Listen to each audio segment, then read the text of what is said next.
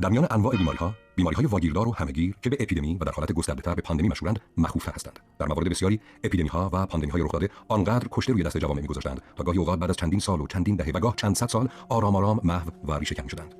این محو شدن آرام در واقع در اثر هماهنگسازی و تقویت سیستم ایمنی انسان‌ها در زد و خورد بین انسان و بیماری به دست می‌آمده و با تقویت سیستم ایمنی بین آحاد جامعه بیماری نیز ریشه‌کن شده است. مریضی اومده بود و من میگفت که من عفونت ریه داشتم، سری سفره می‌کردم، تبم داشتم. رفتم میشه دکتر گفته برو روانپزشک. گفتم بابا ول کن من عفونت ریه دارم می‌بینم آمپولی بده نمیدونم آنتی بیوتیکی بده. گفتن نپوش روانپزشک برو. گفتم چرا؟ گفت تو افسردگی داری، افسردگی باعث ضعف ایمنی پیدا کردی، ضعف ایمنی باعث عفونت رو گرفتی، تو اون رو برطرف نکنی این مشکل حل نمیشه. انسان همه چیزشو کلی نبینیم سلامتی براش پیدا نمیشه. بیماری که داره استرس، مشکل داره، ناتوانی داره، خرج زندگیش نمیتونه در بیاره، شما هر چی بهش توصیه بکنی اون عمل نمیتونه بکنه. مثل ماشین هم نگاه کرد آقا من این قطعه رو عوض میکنم برو. نه اینجوری نیست. انسانو کلی باید دید. ببین تمام جوانبش گوش کرد، مشکلش رو دید، تبش رو دید، زندگیش شخصیش رو دید، مشکلاتش رو دید، به درمان بیماریش کمک بکنیم. وگرنه نمیشه درمانش کرد. در واقع کرونا و فضای پاندمی‌های اینچنینی در طول 400 سال گذشته اساساً با هدف تشکیل نوعی حاکمیت نوین اقتصادی، سیاسی و نظامی گسترش یافتند. شما وقتی میخوای اقتصاد درمان رو فکر کنین، اقتصاد مثلا در مورد سود یک شرکت دارویی میخواین حرف بزنین، سود یک شرکت واکسن، سود تجهیزات پزشکی، سود یک بیمارستان، خب از این دیده که خب به هر حال بیمار به عنوان یک مصرف کننده هست دیگه. در دنیا میبینید وزیر بهداشت رو معمولا غیر پزشک میذارن. خیلی جالبه. غیر پزشک وزیر بهداشت، چون بس مدیریت اونجاست. وزیر بهداشت که قرار نیست بره پزشکی کنه که جراحی کنه تو وزارت بهداشت. مدیریت بهداشت درمان کشور رو وزیر باید انجام بده.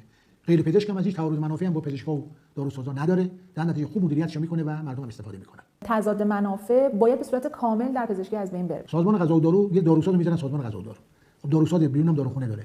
خلاصه باید اونجا نشسته طوری حرکت کنه که فردا اینجا رفت بیرون، داروخونه‌شو نبندن، دارو به سهمیه بدن، مشکلش حل کنن. یه دارو گرفتاری که داره. سهام مثلا 3 تا شرکت دارویی رو دارم و وقتی میخوام نسخه بنویسم من بگم اصلا من به این قضیه توجه نمی‌کنم. اصلا ناخودآگاه این قضیه پیش میاد. واقعیت اینه که اگر قراره از دارویی که من مینویسم یک مقدار حتی ناچیز برگرده به من، یا در مورد اون تستی که مثلا میخوام تشخیصی انجام بدم من قراره 1% رو دریافت بکنم به عنوان به هر حال مالی، من معتقدم این ناخودآگاه روی قضاوت من اثر میذاره. نه تنها تو حوزه بهداشت و درمان، تو تمام حوزه‌های اجتماعی و زندگی و حتی علمی می‌بینیم که مواردی هست که خارج از حیطه و فعالیت‌های وزارتخونه‌ها و ارگان‌های دولتی است.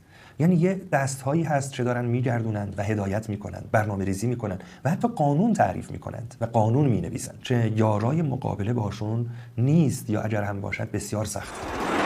همانطور که بسیاری از ویروس‌های کامپیوتری توسط شرکت‌های سازنده آنتی ویروس‌ها ساخته می‌شود، بسیاری از بیماری‌ها هم توسط ابرکمپانی‌های داروسازی ایجاد یا توسعه داده شده و پس از مدتی فروش داروهای آن بیماری توسط همان شرکت‌ها آغاز می‌شود.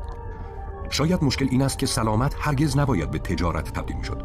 زیرا لازمه یک تجارت پر رونق و پرسود کالاهای جدید با تقاضای بالاست. اما فراتر از جایگاه اقتصادی تجارت سلامت، کنترل جهان از طریق تخریب یا بهبود سلامت است.